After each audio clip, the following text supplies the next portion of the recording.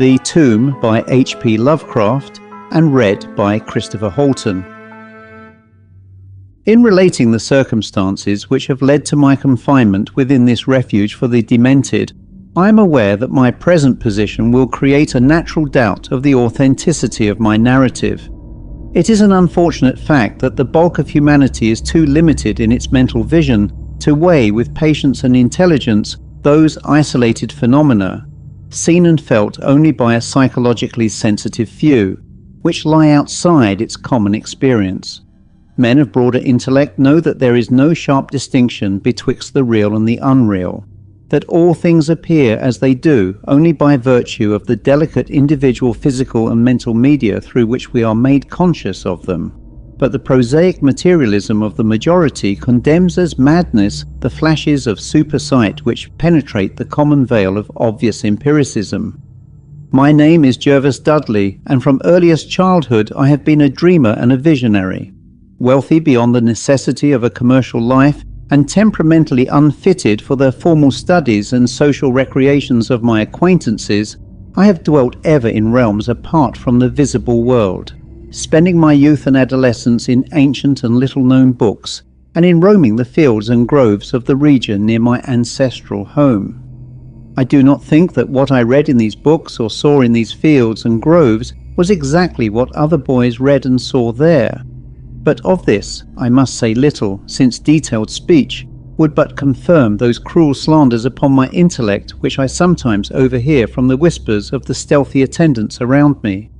It is sufficient for me to relate events without analyzing causes. I have said that I dwelt apart from the visible world, but I have not said that I dwelt alone. This no human creature may do, for lacking the fellowship of the living, he inevitably draws upon the companionship of things that are not or are no longer living. Close by my home there lies a singular wooded hollow, in whose twilight deeps I spent most of my time, reading, thinking and dreaming. Down its moss-covered slopes my first steps of infancy were taken, and around its grotesquely gnarled oak trees my first fancies of boyhood were woven. Well did I come to know the presiding dryads of those trees, and often have I watched their wild dances in the struggling beams of a waning moon. But of these things I must not now speak. I will tell only of the lone tomb in the darkest of the hillside thickets, the deserted tomb of the Hydes, an old and exalted family whose last direct descendant had been laid within its black recesses many decades before my birth. The vault to which I refer is of ancient granite, weathered and discoloured by the mists and dampness of generations. Excavated back into the hillside, the structure is visible only at the entrance. The door, a ponderous and forbidding slab of stone, hangs upon rusted iron hinges, and is fastened ajar in a queerly sinister way by means of heavy iron chains and padlocks, according to a gruesome fashion of half a century ago. The abode of the race whose scions are here inurned had once crowned the declivity which holds the tomb, but had long since fallen victim to the flames which sprang up from a disastrous stroke of lightning. Of the midnight storm which destroyed this gloomy mansion, the older inhabitants of the region sometimes speak in hushed and uneasy voices, alluding to what they call divine wrath, in a manner that in later years vaguely increased the always strong fascination which I felt for the forest-darkened sepulchre. One man only had perished in the fire. When the last of the Hydes was buried in this place of shade and stillness, the sad urnful of ashes had come from a distant land, to which the family had repaired when the mansion burned down. No one remains to lay flowers before the granite portal, and few care to brave the depressing shadows which seem to linger strangely about the water-worn stones. I shall never forget the afternoon when first I stumbled upon the half-hidden house of death.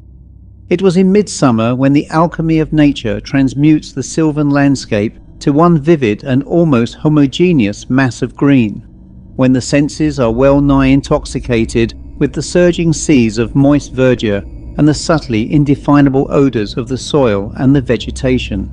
In such surroundings the mind loses its perspective, time and space become trivial and unreal, and echoes of a forgotten prehistoric past beat insistently upon the enthralled consciousness. All day I had been wandering through the mystic groves of the hollow, thinking thoughts I need not discuss, and conversing with things I need not name. In years a child of 10, I had seen and heard many wonders unknown to the throng, and was oddly aged in certain respects, when, upon forcing my way between two savage clumps of briars, I suddenly encountered the entrance of the vault. I had no knowledge of what I had discovered. The dark blocks of granite, the door so curiously ajar, and the funereal carvings above the arch aroused in me no associations of mournful or terrible character. Of graves and tombs I knew and imagined much, but had, on account of my peculiar temperament, been kept from all personal contact with churchyards and cemeteries. The strange stone house on the woodland slope was to me only a source of interest and speculation, and its cold, damp interior, into which I vainly peered through the aperture so tantalizingly left, contained for me no hint of death or decay. But in that instant of curiosity was born the madly unreasoning desire which has brought me to this hell of confinement. Spurred on by a voice which must have come from the hideous soul of the forest, I resolved to enter the beckoning gloom in spite of the ponderous chains which barred my passage. In the waning light of day, I alternately rattled the rusty impediments with a view to throwing wide the stone door, and essayed to squeeze my slight form through the space already provided, but neither plan met with success. At first curious, I was now frantic, and when, in the thickening twilight, I returned to my home, I had sworn to the 100 gods of the grove that at any cost I would some day force an entrance to the black, chilly depths that seemed calling out to me. The physician with the iron-grey beard who comes each day to my room once told a visitor that this decision marked the beginning of a pitiful monomania, but I will leave final judgment to my readers when they shall have learnt all.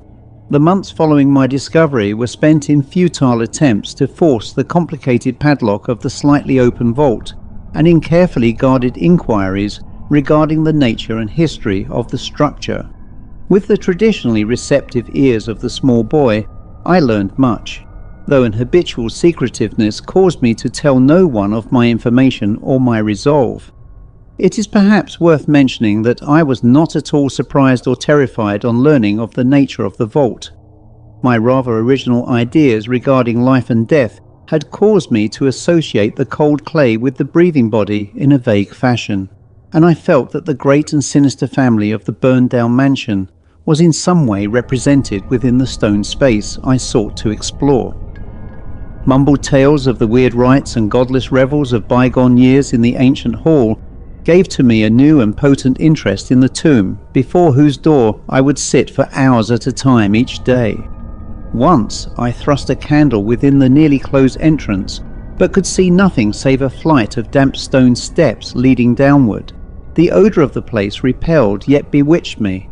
I felt I had known it before, in a past remote beyond all recollection, beyond even my tenancy of the body I now possess. The year after I first beheld the tomb, I stumbled upon a worm-eaten translation of Plutarch's Lives in the book-filled attic of my home. Reading the life of Theseus, I was much impressed by that passage telling of the great stone beneath which the boyish hero was to find his tokens of destiny whenever he should become old enough to lift its enormous weight. This legend had the effect of dispelling my keenest impatience to enter the vault, for it made me feel that the time was not yet ripe. Later I told myself I should grow to a strength and ingenuity which might enable me to unfasten the heavily chained door with ease. But until then I would do better by conforming to what seemed the will of fate. Accordingly, my watches by the dank portal became less persistent, and much of my time was spent in other, though equally strange, pursuits. I would sometimes rise very quietly in the night, stealing out to walk in those churchyards and places of burial from which I had been kept by my parents. What I did there I may not say, for I am not now sure of the reality of certain things, but I know that on the day after such a nocturnal ramble, I would often astonish those about me with my knowledge of topics almost forgotten for many generations. It was after a night like this that I shocked the community with a queer conceit about the burial of the rich and celebrated Squire Brewster, a maker of local history who was interred in 1711 and whose slate headstone, bearing a graven skull and crossbones, was slowly crumbling to powder. In a moment of childish imagination, I vowed not only that the undertaker, Goodman Simpson, had stolen the silver-buckled shoes, silken hose and satin small clothes of the deceased before burial, but that the squire himself, not fully inanimate, had turned twice in his mound-covered coffin on the day after interment. But the idea of entering the tomb never left my thoughts, being indeed stimulated by the unexpected genealogical discovery that my own maternal ancestry possessed at least a slight link with the supposedly extinct family of the Hydes. Last of my paternal race, I was likewise the last of this older and more mysterious line. I began to feel that the tomb was mine, and to look forward with hot eagerness to the time when I might pass within that stone door and down those slimy stone steps in the dark.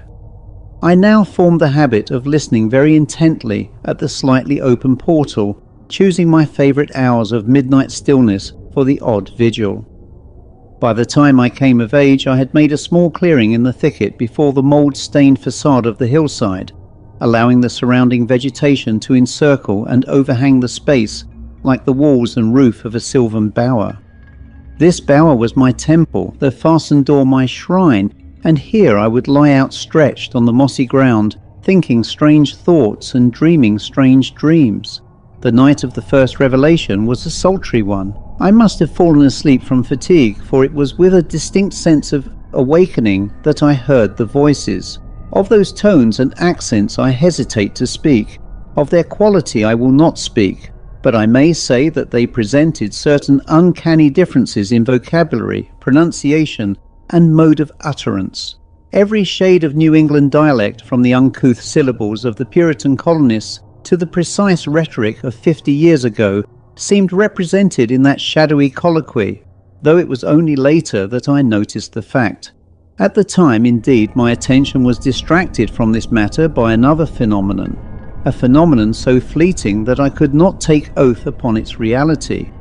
I barely fancied that as I awoke, a light had been hurriedly extinguished within the sunken sepulchre.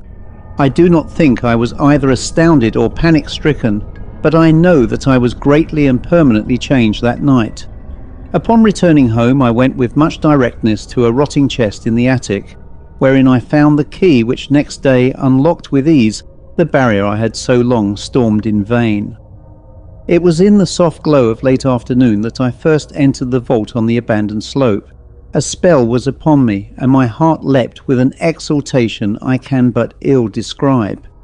As I closed the door behind me and descended the dripping steps by the light of my lone candle, I seemed to know the way, and though the candle sputtered with the stifling reek of the place, I felt singularly at home in the musty charnel house air.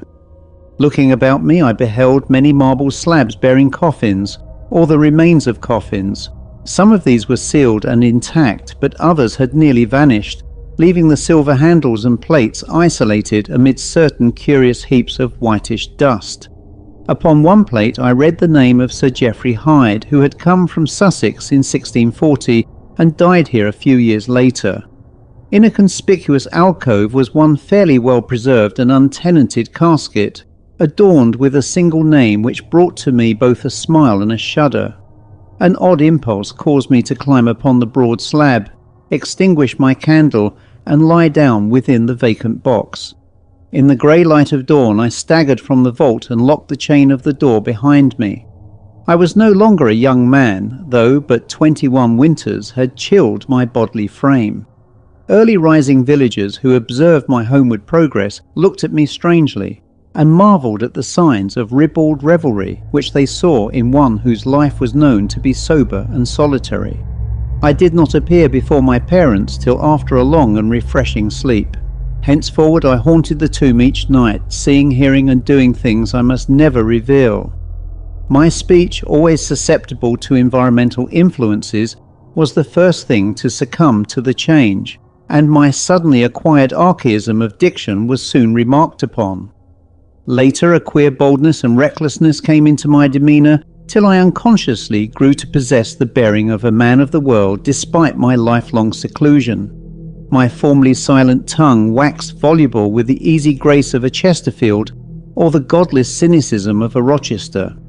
I displayed a peculiar erudition utterly unlike the fantastic monkish lore over which I had pored in youth, and covered the fly-leaves of my books with facile impromptu epigrams which brought up suggestions of Gay, Prior and the sprightliest of the Augustan wits and rhymesters. One morning at breakfast I came close to disaster by declaiming in palpably licorice accents an effusion of 18th century bacchanalian mirth, a bit of Georgian playfulness never recorded in a book, which ran something like this: "Come hither, my lads, with your tankards of ale, and drink to the present before it shall fail. Pile each on your platter a mountain of beef, for 'tis eating and drinking that bring us relief. So fill up your glass, for life will soon pass. When you're dead, you'll ne'er drink to your king or your lass. Anacreon had a red nose, so they say. But what's a red nose if you're happy and gay? Gad split me, I'd rather be red whilst I'm here than white as a lily and dead half a year. So Betty, my miss, come give me a kiss. In hell there's no innkeeper's daughter like this. Young Harry, propped up just as straight as he's able, will soon lose his wig and slip under the table. But fill up your goblets and pass 'em around. Better under the table than under the ground. So revel and chaff, as ye thirstily quaff. Under 6 feet of dirt 'tis less easy to laugh. The fiends strike me blue, I am scarce able to walk, and damn me if I can stand upright or talk. Here, landlord, bid Betty to summon a chair. I'll try home for a while, for my wife is not there. So lend me a hand, I'm not able to stand, but I'm gay whilst I linger on top of the land. About this time I conceived my present fear of fire and thunderstorms. Previously indifferent to such things, I had now an unspeakable horror of them, and would retire to the innermost recesses of the house whenever the heavens threatened an electrical display. A favourite haunt of mine during the day was the ruined cellar of the mansion that had burned down, and in fancy I would picture the structure as it had been in its prime. On one occasion I startled a villager by leading him confidently to a shallow sub-cellar, of whose existence I seemed to know in spite of the fact that it had been unseen and forgotten for many generations. At last came that which I had long feared. My parents, alarmed at the altered manner and appearance of their only son, commenced to exert over my movements a kindly espionage which threatened to result in disaster. I had told no one of my visits to the tomb, having guarded my secret purpose with religious zeal since childhood, but now I was forced to exercise care in threading the mazes of the wooded hollow, that I might throw off a possible pursuer. My key to the vault I kept suspended from a cord about my neck, its presence known only to me. I never carried out of the sepulchre any of the things I came upon whilst within its walls. One morning, as I emerged from the damp tomb and fastened the chain of the portal with none too steady hand, I beheld in an adjacent thicket the dreaded face of a watcher. Surely the end was near, for my bower was discovered, and the objective of my nocturnal journeys revealed. The man did not accost me, so I hastened home in an effort to overhear what he might report to my careworn father. Were my sojourns beyond the chained door about to be proclaimed to the world? Imagine my delighted astonishment on hearing the spy inform my parent in a cautious whisper that I had spent the night in the bower outside the tomb, my sleep-filmed eyes fixed upon the crevice where the padlocked portal stood ajar.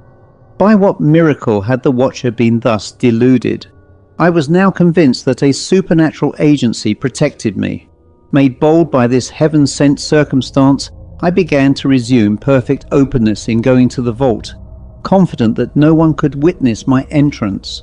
For a week I tasted to the full the joys of that charnel conviviality which I must not describe, when the thing happened, and I was borne away to this accursed abode of sorrow and monotony. I should not have ventured out that night, for the taint of thunder was in the clouds, and a hellish phosphorescence rose from the rank swamp at the bottom of the hollow. The call of the dead, too, was different. Instead of the hillside tomb, it was the charred cellar on the crest of the slope, whose presiding demon beckoned to me with unseen fingers. As I emerged from an intervening grove upon the plain before the ruin, I beheld in the misty moonlight a thing I had always vaguely expected. The mansion, gone for a century, once more reared its stately height to the raptured vision, every window ablaze with the splendour of many candles.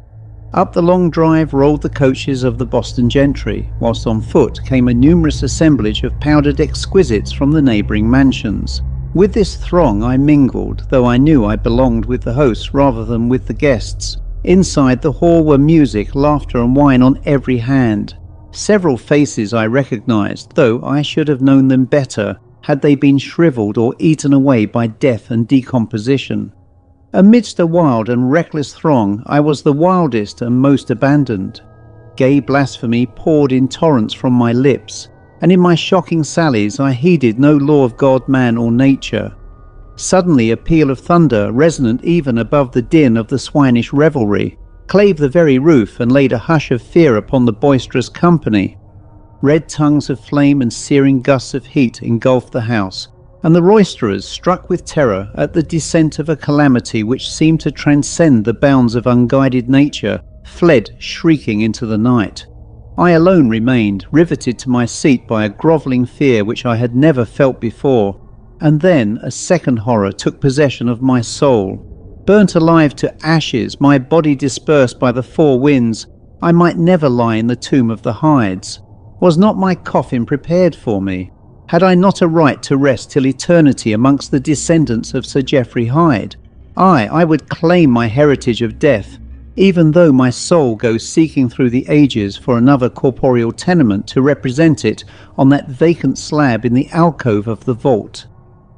Jervas Hyde should never share the sad fate of Palinurus. As the phantom of the burning house faded, I found myself screaming and struggling madly in the arms of two men, one of whom was the spy who had followed me to the tomb.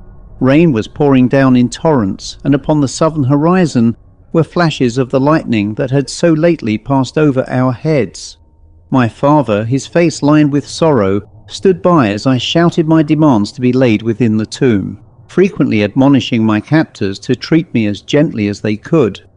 A blackened circle on the floor of the ruined cellar told of a violent stroke from the heavens, and from this spot a group of curious villagers with lanterns were prying a small box of antique workmanship which the thunderbolt had brought to light.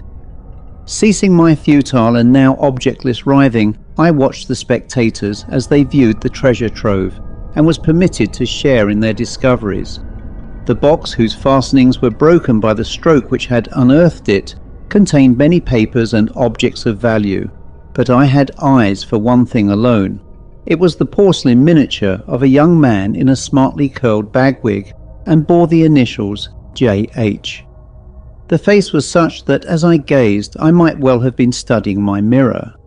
On the following day I was brought to this room with the barred windows, but I have been kept informed of certain things through an aged and simple-minded servitor for whom I bore a fondness in infancy, and who like me loves the churchyard.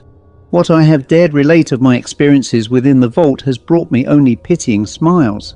My father, who visits me frequently, declares that at no time did I pass the chain portal, and swears that the rusted padlock had not been touched for 50 years when he examined it. He even says that all the village knew of my journeys to the tomb, and that I was often watched as I slept in the bower outside the grim facade, my half-open eyes fixed on the crevice that leads to the interior. Against these assertions I have no tangible proof to offer, since my key to the padlock was lost in the struggle on that night of horrors. The strange things of the past which I learnt during those nocturnal meetings with the dead he dismisses as the fruits of my lifelong and omnivorous browsing amongst the ancient volumes of the family library. Had it not been for my old servant Hiram, I should have by this time become quite convinced of my madness. But Hiram, loyal to the last, has held faith in me, and has done that which impels me to make public at least a part of my story. A week ago he burst open the lock which chains the door of the tomb perpetually ajar, and descended with a lantern into the murky depths. On a slab in an alcove he found an old but empty coffin whose tarnished plate bears the single word Jervas. In that coffin and in that vault they have promised me I shall be buried. The end.